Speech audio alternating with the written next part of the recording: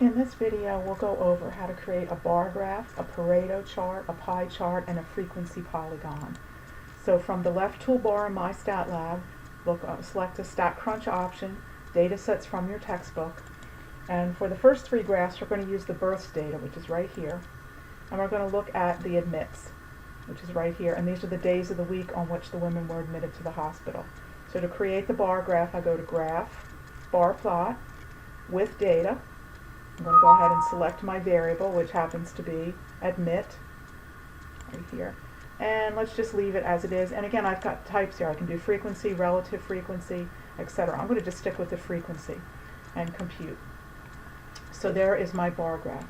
Now, it might be interesting to do the Pareto, in which case I would put the bars in decreasing order, and I'm just going to go ahead and click on Options here and edit this existing graph to show that.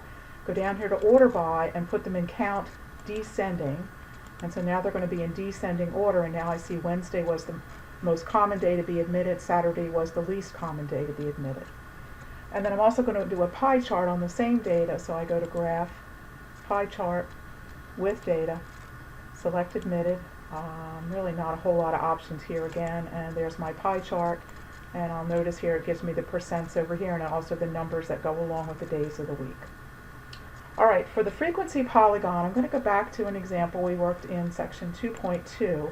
And if you remember there, we worked with this foot and height data set, and we had to create a grouping variable in order to get the frequency distribution. I'm sorry, this was in section 2.1. And if you remember how I did that, I went to Data, and then I did the bin, and I selected the column I wanted to do it on, and I wanted to do it on age. And remember, we started at 10, age of 10, and then bin width was 10. I hit compute, and then this was the grouping variable that I got right here. And remember, because of the options I used, it actually doesn't include the upper endpoint. It actually goes 60 to 69. And then I went ahead and I did my frequency distribution, which I've got right here. Remember how we did that? We did that with stat, tables, frequency, and I selected my grouping variable, bin, age, right here. And I'm not going to do it again, but I've got the graph right here. And I need the frequencies here, and I have to go ahead and put those in manually in order to get the information that I need to create the frequency polygon. Now I need to go down, first of all I need to find the midpoint of each class. And the midpoint is going to be the lower limit plus the upper limit. And remember, the upper limit here is not 920, it's actually 19. So for the first bin, 10 plus 19 gives me 29 divided by 2, and the midpoint is 14.5. I want to go down one bin because my frequency polygon always starts along the x-axis. So I'm going to go down one bin and put in 4.5, and I'm going to put a frequency of 0. Once I have the first class midpoint, all I have to do is add the class widths in order to get the subsequent midpoints, and I'm going to go one class up, again with a frequency of 0, so when I create the frequency polygon, it will start and stop at the x-axis. And remember what it's going to do. It's going to put a point above the midpoint of each of the bars that would show on a histogram.